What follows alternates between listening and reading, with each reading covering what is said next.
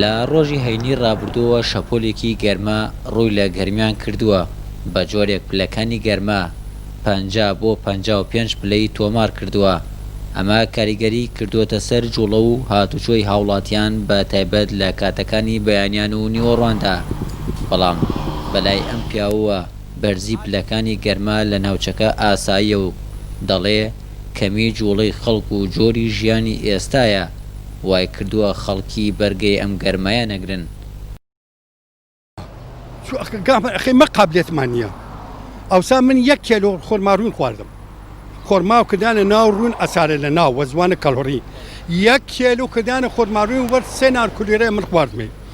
وەر 1 جام گەورای 2. ئەیسا کی توانێت 1 کیلۆ خۆرما ناو ڕوون بخوات؟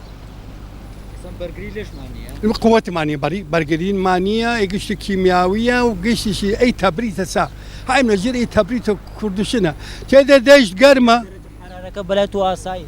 والله ئیمە کەمی لە شەبابەکان قایموتری من وەلەو کەمی نەخۆشم، ولكن قوة إيما سقاني إيما اللي إيوا برترا شو كا هن الرونة أصليها جان مان هن جوست مرة جان مان هن كرودوها جان مان فإذا إيوا قريمان شباب أو تحمل نيكن إيما جاران درو كدين درو جنم يجمان دومان كيشة كديان درو كديان رجبر مان وخمان آغي من ولكن هاوكاري كديان من دربان نوي من لناو كنا أو خوارديان شربة أجازنا فيها كنا أو شربة ولكن سي الليلة قش الثلاجة وتبريد أو سردة خويدا كده ورق ورقة تأثير يتكلم وفير أمجر ما بوينا بالله ما شانزت على ورا وجغارة وشاي أقول لو جروا إيش احتياجية لبرو وفير بوينا أمجر ما جابوا أم كورونا نعمته إن الله لا يخلق شيء عبثا أمجر ما يمق بما ناخوش بالله خوي جوري ناريدي من رحمة نازاني قضية جرمان كلار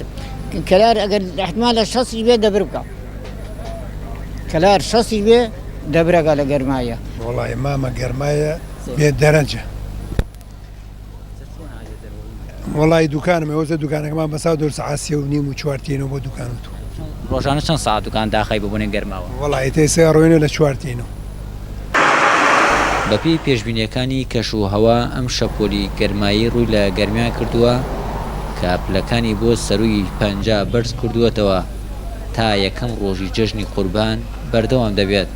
بەڵێ لە ڕۆژی هەینی ڕابردووەوە شەپۆلێکی گەرمای تند ناوچەکانی گەرمیان و بەشێک لە ناوچەکانی عێراق و وڵاتانی دەوروبەری گرتوتەوە. ئەم شەپۆلە پلەکانی گەرمای بەرز کردوتەوە بۆ زیاتر لە 50 پلەی سەدی و پلەکانی گەرما بەرزترینیان لە بین نێوان نیوەڕۆ بۆ عەسر 54 پلە لە دەشتی گەرمیان بۆ لە کەلار و کفری تۆمار دەکرێت و هەروەها بەرزترین ناوچەکانی گەرمیان بەرزترین پلەی گەرمی باشووری خانەقین و ناوچەکانی دەوروبەری دەریاچەی حەمرین کە پێشبینیەکەین پلەکانی گەرما بگاتە 55 پلەی سەدی و ئەم شەپۆلە هەتاوەکو کۆتایی هەفتە بەردەوام دەبێت و سەرەتای هەفتەی داهاتوو هاتە لە یەکەم ڕۆژی جەژنی قوربانی پیرۆز پلەکانی گەرما دەچنە حاڵەتی جێگیری ئاسایی ئاوینەی خۆیەوە.